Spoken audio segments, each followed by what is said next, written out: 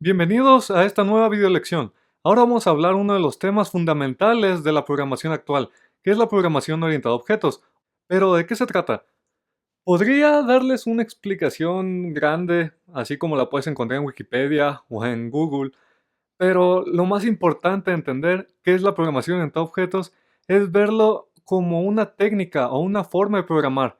Así como en las artes marciales hay kung fu, hay karate, hay taekwondo, en la programación hay diferentes formas de programar. Por ejemplo, la programación estructurada, la programación funcional.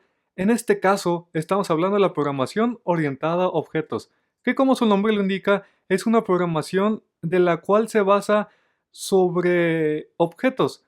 Esta palabra que vas a escuchar mucho cuando quieras estudiar, no sé, programación para hacer aplicaciones iOS, por ejemplo, programación para hacer aplicaciones en Java, en Android, que están basadas en la programación en objetos.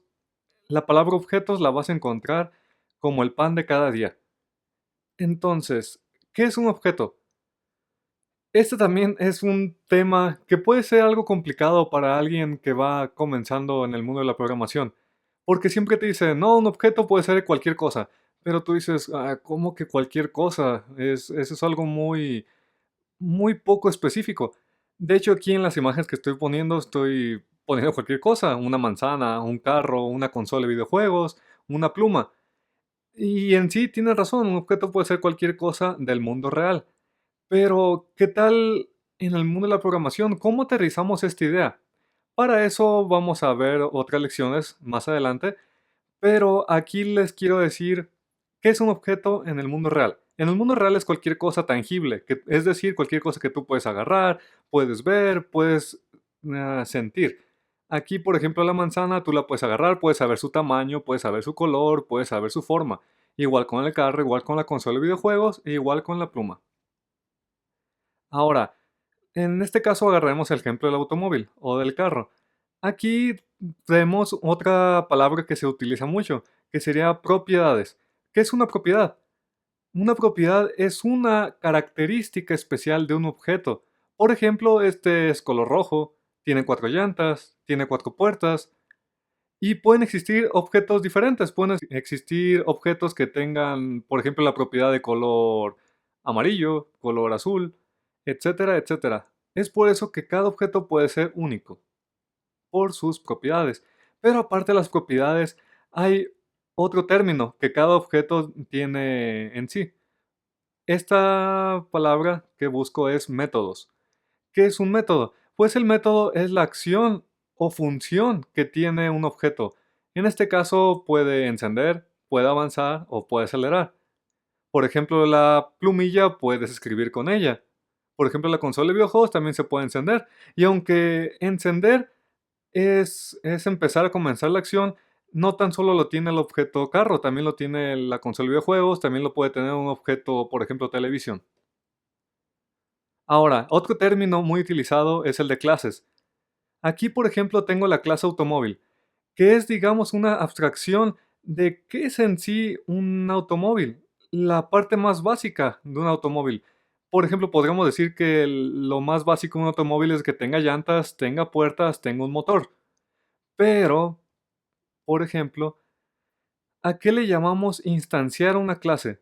Instanciar una clase decimos cuando vamos a crear en sí el objeto, porque al principio tienes una clase, por ejemplo, clase automóvil. O volviendo al ejemplo de las frutas, tienes al objeto, al ejemplo de la manzana, tienes la clase frutas. Pero tú cuando tienes la clase no tienes el objeto en sí, tan solo tienes, digamos, que un molde. Tienes los planos para hacer un objeto. Y ahora sí, al momento de tú hacer un objeto, por ejemplo, en hacer el carro o en tener la fruta manzana, estás instanciando una clase. Instancias una clase. Es el proceso de crear tu objeto. Ahora, otro tema fundamental es la herencia. Porque, por ejemplo, tienes tu clase de carro, que como te comenté, es el molde, pero ¿qué tal si tú quieres tener un carro diferente? Por ejemplo, con otras propiedades, como otra marca. En este caso, tengo una marca de carro Mazda y otra marca de automóvil Honda. También tengo un color diferente, forma diferente y tal vez sus métodos y propiedades son diferentes, pero en sí los dos tienen una herencia común, que es un automóvil, es la clase automóvil, de la cual los dos tienen la herencia. Es decir, los dos carros tienen cuatro llantas, los dos carros tienen motor, los dos carros tienen, por ejemplo, ventanas. Digamos, otro ejemplo sencillo es, pues, con el ser humano. Con el ser humano, ¿cuál es tu herencia? Pues la herencia de tus padres o de tus abuelos. Tú agarras sus propiedades y métodos, o, o de otra forma de decirlo, agarras sus características principales, pero tú eres un objeto diferente.